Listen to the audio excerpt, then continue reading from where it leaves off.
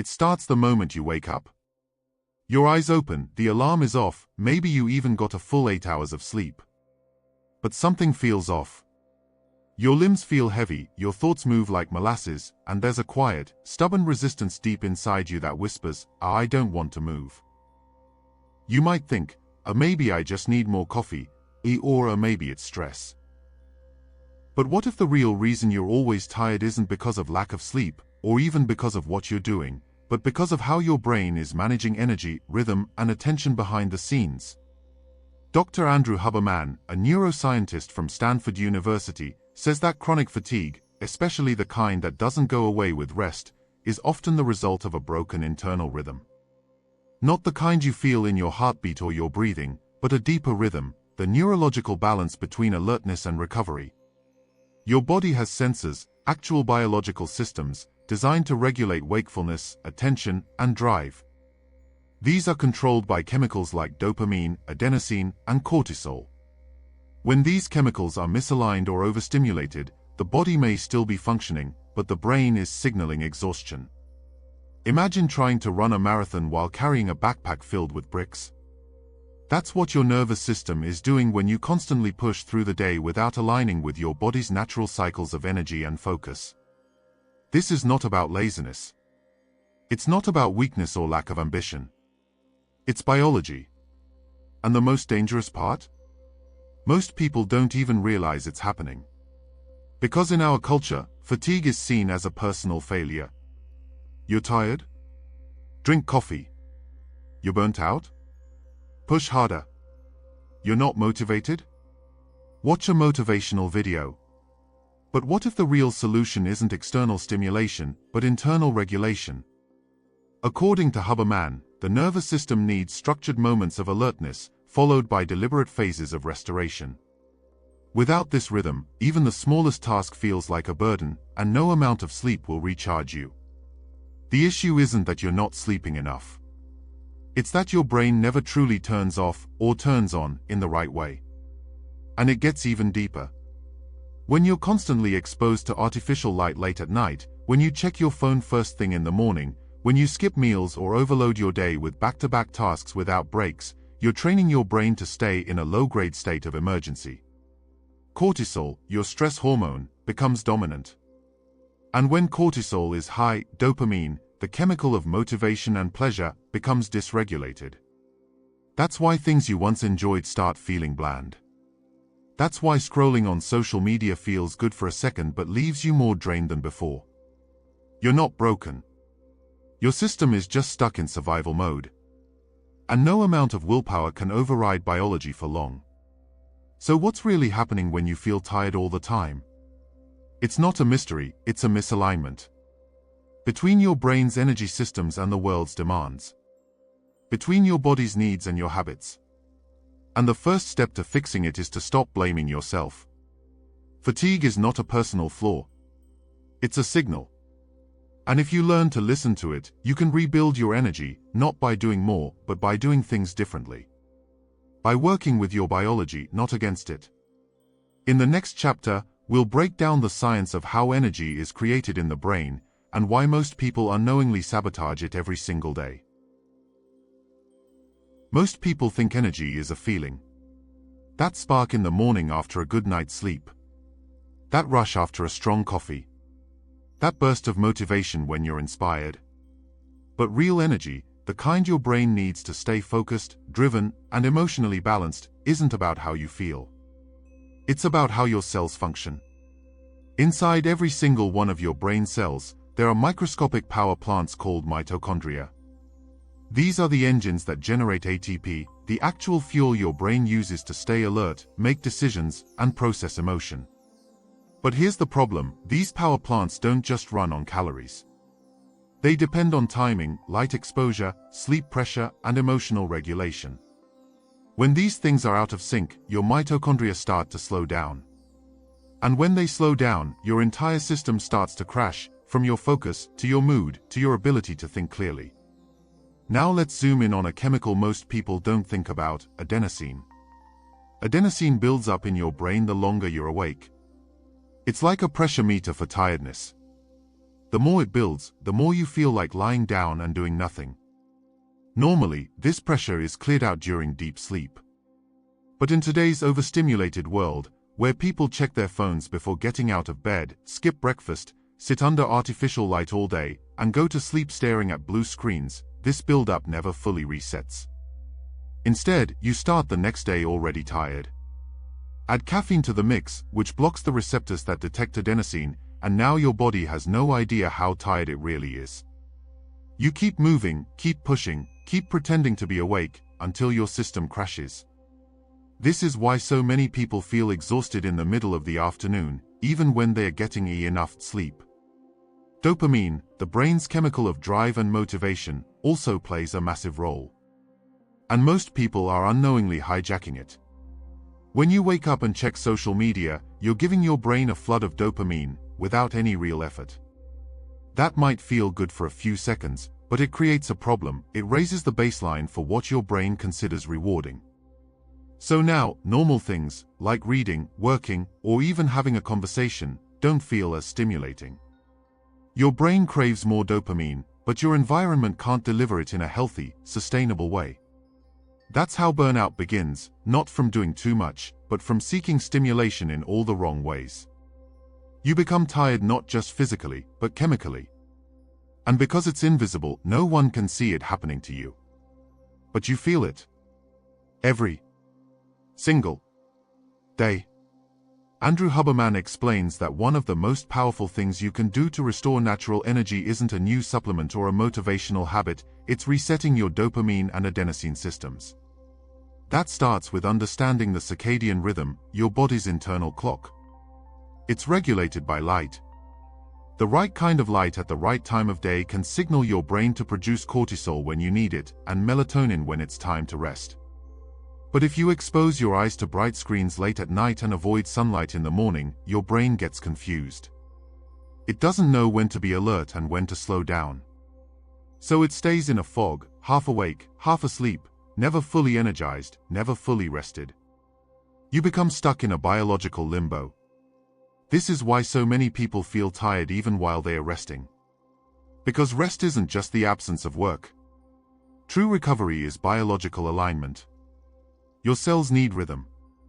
Your chemicals need balance. And your brain needs to be trained, not tricked, into producing energy. Once you learn how to guide these systems, fatigue no longer controls you. You control your energy.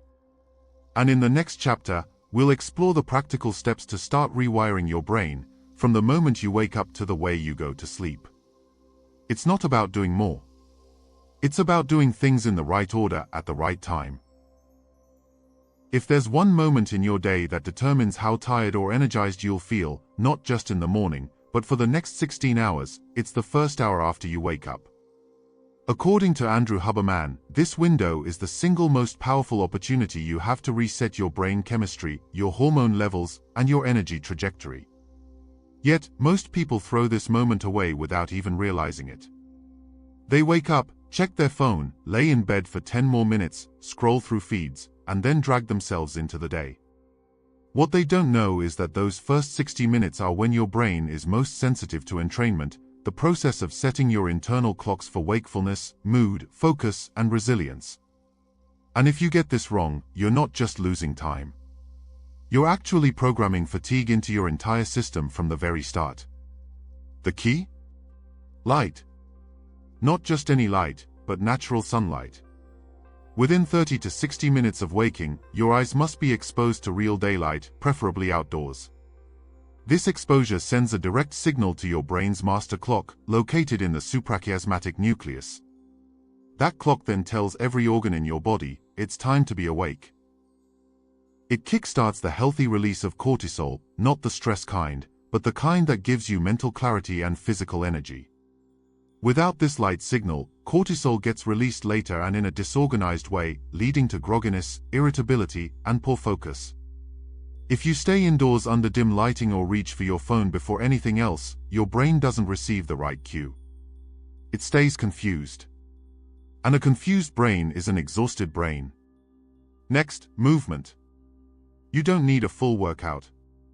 Just 5 to 10 minutes of light activity, stretching, walking, or even jumping in place, can signal your nervous system to shift from sleep mode to alert mode. Physical movement stimulates the release of norepinephrine and dopamine, which are critical for sustained attention and motivation. Huberman emphasizes that the mistake most people make is thinking they need to feel or motivated to move. But in neuroscience, the movement often comes before the motivation. Action creates chemistry. And if you wait to feel ready, you're letting a sluggish brain set the tone for your entire day. Instead, move first, and the energy will follow. Then comes nutrition. And here's where it gets interesting. Huberman recommends delaying caffeine by at least 90 minutes after waking. Why? Because if you drink coffee too early, especially while adenosine is still high in your system, you're just masking tiredness, not resolving it. The caffeine blocks your adenosine receptors temporarily, but once it wears off, all that pressure comes flooding back. That's why you crash hard in the afternoon. Instead, hydrate first. Your body loses a significant amount of water while you sleep, and even mild dehydration impacts brain function. Then eat something that supports stable blood sugar, proteins and healthy fats over pure carbs. Why? Because stable glucose means stable energy. A sugar spike early in the day is a guaranteed crash later. Finally, Huberman speaks about mental framing. The first thoughts you allow in your mind become your cognitive foundation for the day.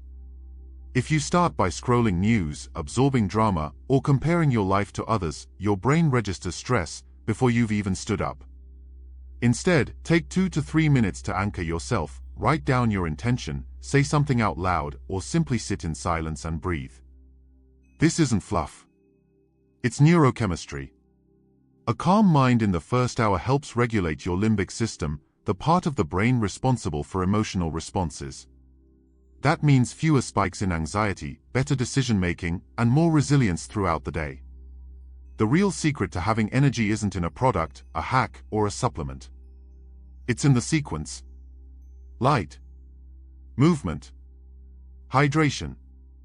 Delayed caffeine. Purposeful thoughts. This is how you train your biology to work with you instead of against you.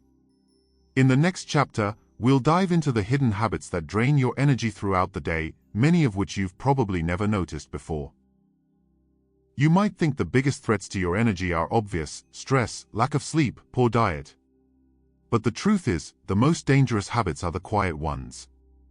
The ones that sneak into your routine, blend into your lifestyle, and operate in the background like malware, slowly draining your mental clarity, your physical stamina, and your motivation. Andrew Huberman points out that the human nervous system wasn't designed for constant stimulation. It was built for waves, cycles of activity and recovery. But in today's world, we've flattened those waves. We're always gone, always reacting, always switching from one dopamine hit to the next. And when your brain is constantly juggling tabs, notifications, decisions, conversations, and content, it starts to break down, not because it's weak, but because it's overwhelmed. Let's start with microstimulation, those tiny moments when you check your phone, scroll for just a second, or switch tasks without finishing the last one. Every time you do this, you reset your brain's attention system. You fragment your focus. And worse, you teach your brain to fear boredom. Huberman explains that when you can no longer tolerate stillness, your baseline dopamine drops. That means even when you're not doing anything wrong, your brain feels fatigued. It's like revving a car engine all day without ever driving. You burn fuel without moving forward. The solution? Reintroduce controlled boredom. Take short walks without headphones. Eat without screens. Let your brain experience silence. This allows your dopamine receptors to resensitize, making real tasks feel more rewarding again. Next is overconnection. Not social connection, the healthy kind that reduces cortisol and boosts oxytocin. But digital connection. The endless group chats. The constant emails. The pressure to respond immediately. These may seem small, but they create what's called psychological residue. Every message you read but don't answer, every task you leave half done, leaves a residue in your brain. And this residue compounds, building low-level anxiety and mental clutter that eats away at your bandwidth. That's why sometimes you feel exhausted by 2 p.m. without doing anything physically demanding. Your brain is carrying unfinished loops. One powerful way to counter this is by practicing cognitive offloading, writing down tasks, setting hard boundaries for checking messages, and giving yourself blocks of uninterrupted time. Another hidden energy thief? Light mismanagement. You already know that early morning sunlight sets your energy clock. But most people completely ignore light's role in the evening. Artificial lights, especially from phones, TVs, and overhead LEDs, send mixed signals to your brain. They suppress melatonin, delay sleep pressure, and create a mismatch between your environment and your biology. Huberman recommends dimming lights after 8 p.m., avoiding screens 60 minutes before bed, and using low, warm lighting to signal wind down. When you don't do this, you sleep, but you don't restore. Your brain doesn't cycle through the right sleep stages, and you wake up feeling like you never rested. Finally, there's emotional load. Carrying unresolved thoughts, unspoken conflicts, or internalized pressure might not seem scientific, but your nervous system doesn't know the difference between a physical threat and a psychological one. If you end your day mentally looping over regrets, decisions, or worry, your stress hormones stay elevated while you sleep. And instead of recharging, your brain keeps working. Huberman stresses the importance of closing your cognitive loops through journaling, structured reflection, or even a few minutes of spoken thought before bed. Not for therapy, but for neurological release. It's not about fixing every problem. It's about signaling to your brain, this is parked. I'm safe now. In the end, energy isn't about being strong. It's about being synchronized. Align your behaviors with your biology. Respect the rhythms your brain was built to follow. And you'll begin to notice something subtle but powerful, more clarity, more drive, more peace, even in the middle of a busy life. Fatigue will no longer be your baseline. It will become the exception. And that's when you'll know you're no longer running on fumes. You're running on alignment.